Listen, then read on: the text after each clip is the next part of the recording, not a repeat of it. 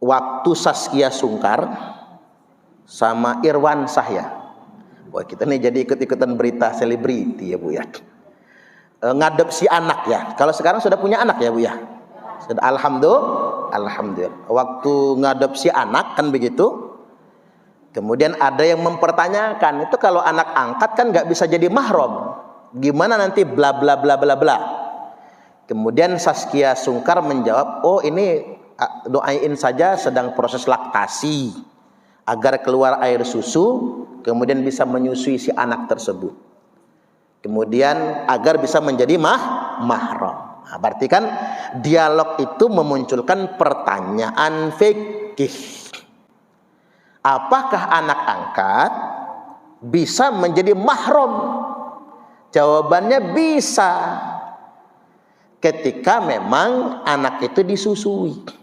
Berarti ngangkatnya harus di usia persusuan.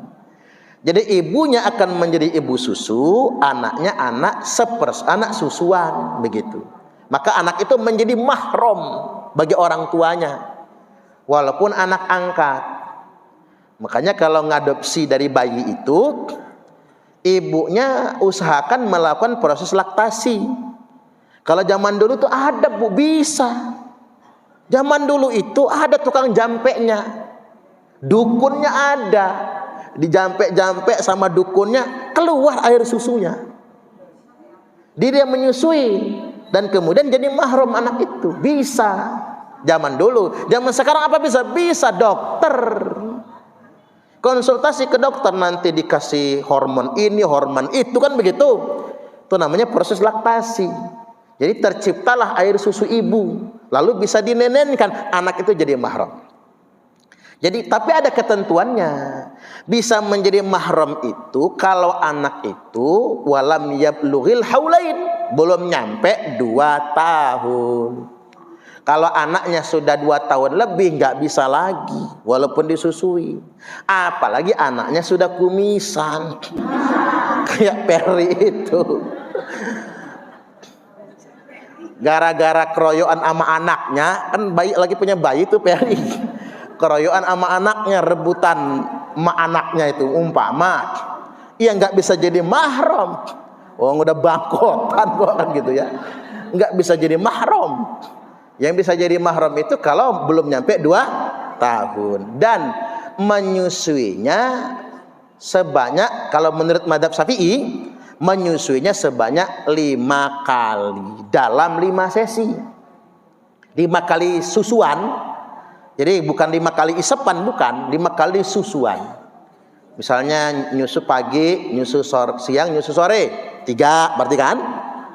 Nyusu berikutnya. Jadi dalam beberapa sesi. Kalau sudah 5 kali susuan, maka anak itu menjadi anak susuan. Makanya hati-hati dengan donor susu.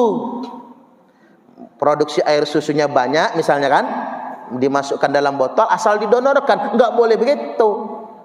Karena dampaknya susu yang diminum itu, kalau diminum sampai 5 kali oleh bayi yang sama, maka itu akan menjadi mahram. Jadi hati-hati, donor susu itu boleh asal ada akad, kan begitu. Nggak kayak di barat. Kalau di barat kan asal masuk. Donor susu ada bank susunya, orang tinggal ngambil-ngambil aja, nggak bisa. Itu menurut Islam tidak halal. Donor susu begitu. Donor susu itu harus disepakati. Si fulan mendonorkan susunya kepada anak si fulan. Si fulana mendonorkan ASI-nya kepada anak si fulana. Harus begitu. Harus diakad. Dan si fulana bisa mendonorkan susunya pun atas izin suaminya. Durhaka kita kepada suami. Seorang istri cukup dikatakan durhaka kepada suami ketika dia mendonorkan ASI-nya kepada orang lain tanpa izin dari suaminya. Nah ini penting, harus digarisbawahi terkait dengan konsep persusuan.